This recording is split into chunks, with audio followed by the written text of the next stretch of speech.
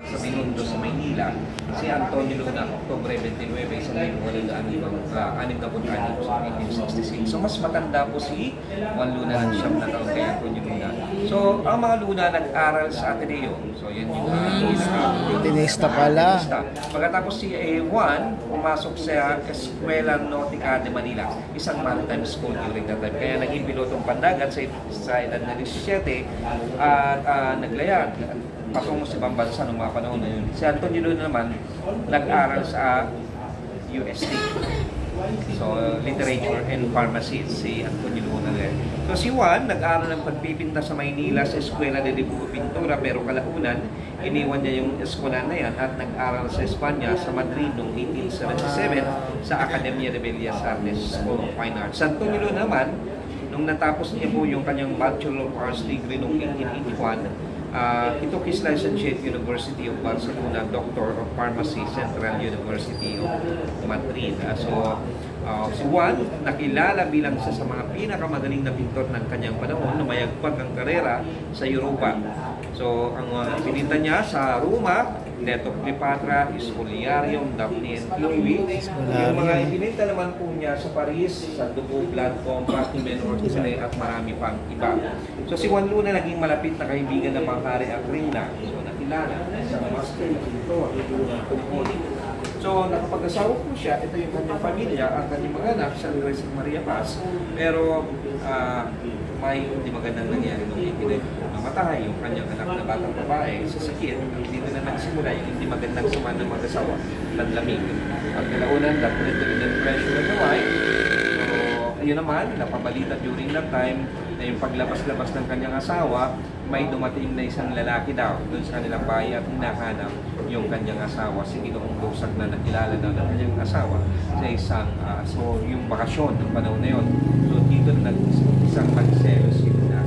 At lalong-lalo na, nung hindi na naglalabit pang mamanggot sa yung kanyang asawa, so gusto rin isang taon niya na yung sir, kasi namatayan po sila.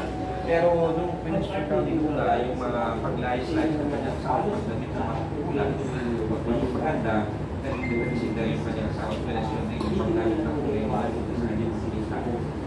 So, hindi ko na magagalang mga nangyari at sinundan ni Luna, pasikretong sinundan ng kanyang asawa at nakita daw niya yung kanyang asawa itong lalaki sa isang apartment sa mundo. At dito na mas malalang away ang nangyari. Nasaktan ni Luna dahil dyan at yung pananakit ay nakabot sa kalaman ng kanyang na imbes na pag-ayusin ang mag-asawa kasi nga binabalak na ni Luna na piligas yung kanyang pagkakas sa Parisel daw sa kanya na magtungo sa Espanya para mag-protect yung kanyang karakaran kasi kaibigan siya ng Hana at Reyna. Pero yung mga balak ng kanyang ginan na pag-iwan ng mag-asawa at pagkulong sinuna dahil sa pananakit ng kanyang asawa ay hindi na isiwalat ng mga ayos. Resulta dahil sa kanyang Parisel at sa na bakit ng kanyang asawa. So siya yung nakulong, sa korte, hindi na patunayan ni Luna yung pasinabi ng kanyang asawa dahil nawala siyang may utingan, ebidensya o picture man lang. So siya ay nakulong ng 5 buwan, nilintis sa korte, siya ay napalaya. So February 7, 1999 sa korte. So ang naging po niya excuse, temporary insanity. So napalaya na siya. So yun po yung mga kaibigan ng Jose Rizal. Si Felix Resurrection Hidalgo, si Nelly Gosted na nagbasted kay Antonio Luna, kaya nagkaroon ng pagduduelo si Rizal. Yung pala yung duelo nila. Duelo. Yan. Yan, yes ma'am. Duelo. Antonio Luna. Pinili si Rizal. Si Rizal. Chick boy talaga si Rizal, chick boy. Asawa ni Juan Luna, Chick boy talaga si ano. Ito asawa ni Juan Luna. Yes. Ito. Yan. So yung grupong in-organize, na-establish noong 1890, tinawag ang grupo Los Indios Bravos. Nagkinakas nila yung mga Mas binasted si Antonio. Yan. Babae nasa So dito gitna. tayo ngayon sa Bintang Horizon Line. Binigyan ni Luna noong 1893 na noong taon na yun yung sinasabing kasagsagan ng away mag-asawa. So kaya nga itinuturing na sinasabing asawa niya to. Pero kung titignan natin to, at yung babae, malayo. Malayo. So ito yung pinta na naging usapin ng GSIS dahil sa mundo, $1 milyon. So yung nabili nila. So So, hindi yan. So, may tatlong lalaki, isang babae na iniwan ng kanyang kanil.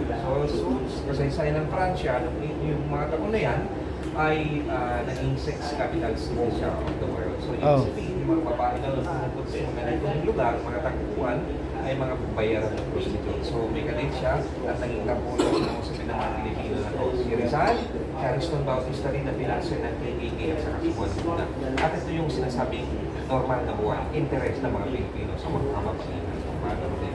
At ngayon, narinig ngayon, Rizal, mabilis na sosyal, kaya ginagawis na ito daw, nagpapala, Rizal, tapos na.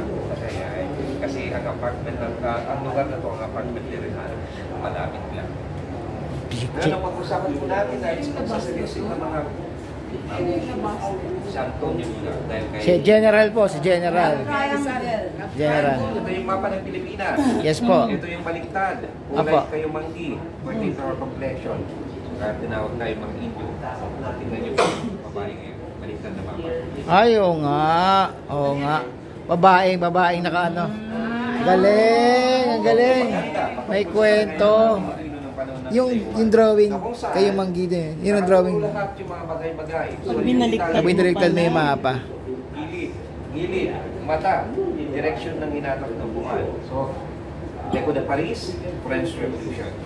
Pinapakita niya yung tagumpay ng mga tao sa France at yun ang nagbigay inspirasyon sa mga Pilipino dahil sa kanilang tagumpay. Mag-aagat ngayon. Ano yung mga hangarin? Progress, development, assimilation dahil sa mga pang-abuso, inequality, puno at kalahati. Ay, galing ah. Galing. Market inequality. Tayo mga sinakong mga lilas na tao na mag-Indio. So, nagtitipid tayo. Forced labor without pay, acquisition, dalanan ng properties and pushing high taxes. Then pagkatapos ng ginawa, sinakal. So, metal tuber at the neck. Kulong, nakakulong. Tali, Kulong. parusa. Okay. Suffering of the Venus. Kaya nga po nakuupo siya pero siya ay nakatingkayan, nagbabalanse dahil yan. At yung pagbabalanse na yan, it create tensions, may mga persa sa tuhod, bewang balikat, Galing naman ang explanation. So dahil sa kalagayan ng Pilipinas, sa mga reformista, propagandista, manunulat, gumamit ng pakyagan para ipakita yung sitwasyon na yan. Yan yung nakasulidan. Galing, so, paano galing. naman yung upat sombrero ng babaeng Pilipinas? Ano ang pinapakita nito? Yun na pala yung pagbenta sa atin. Na kung saan si Luna, bumalik rito sa Pilipinas, 1897, 1898, Paris Convention. Diplomatiko ni Aguinaldo. Paris So, Convention. isa sa mga pinadala sa Paris para pigilan yung sabuatan na yun, pero hindi sila nagtagumpay. Paris Pinadala po tayo Convention. ng Spanish sa 20. Africa, 20 million US dollars, Treaty of Paris, December 10, 1899. Treaty. So, ang babaeng Pilipinas, ang bansang nag-iwan sa kanya, Espanya. So, napagalaman na mga kalalakihan na yan, miyembro sila or kasapi sa masonarya ni Miguel Murayga, yung Society of the Grande Oriente Espanyol. Sa Espanya po yun, pero nag-originate sa France. At sa pagsasaliksik ng masonarya, maraming nakita na may umaangkop dito sa kita ni Luna. So, sino po yung may $1 bills? Ay, ito po, $1. Si Freemasons. At para mga presidente. Kagaya nila, mga Freemasons. So, in studying Freemason, which is compared to the Freemason in the US and Europe, so, in a $1 bill, you can find the Freemason at the back. Ayun. Yan, Yung Freemason po yan. yung logo nila yan, yung triangle. Triangle with an eye. And in triangle, we have three angles. We have number 3. 1, 2, 3. So, tatlo. We can Okay. find here 3 tatluhan din dito. Nasaan yung mga tatluhan? Triangle. Tatluhan, mga 3s. So, France is one of the establishing country of Freemason. Doon nakakonect sila. That was the origination of the Freemason in Spain, yung Society of the Grande Oriente Espanyol. So, nabanggit natin yung tatluhan. So, tatluhan. So, France is one of the birth of Freemason, kapanganakan. So, since it was established there, kapanganakan. So, whom do you think Juan Luna put the Masonic symbol at the painting? Painting. Yung triangle, yun. Triangle. Triangle. Who do you think? Juan Luna. Juan Luna. Juan Luna. Put the Masonic symbol. Ay, meron. Ayan. Titulo 1. Because General Luna didn't want to freeze. Namatay siya. Lahat ng kanyang mga ari-ari ang maiiwan mapupunta sa kanyang ina. Pangalawa, ibalot siya sa watawat ng Pilipinas at yung damit na kanyang ikinamatay ay bound sa lupa. At yung pangalan, sabi niya, masaya siyang mamamatay para sa bayan at kalayaan na hindi naman niya kinakangatan. So yun, yung sinabi niya. So, sabi niya, General Luna, hindi niya may sasakripisyo ang katotohanan para lang sa sariling kaginhawakan. Galing. Oh, nagkaroon na nga ng kiringan, awayan during that time. At isa sa mga known na sinabi niya, yung statement niya, ang pinakamatindi nating mga kalaban ay ating mga Kapwa. sarili. So, hindi na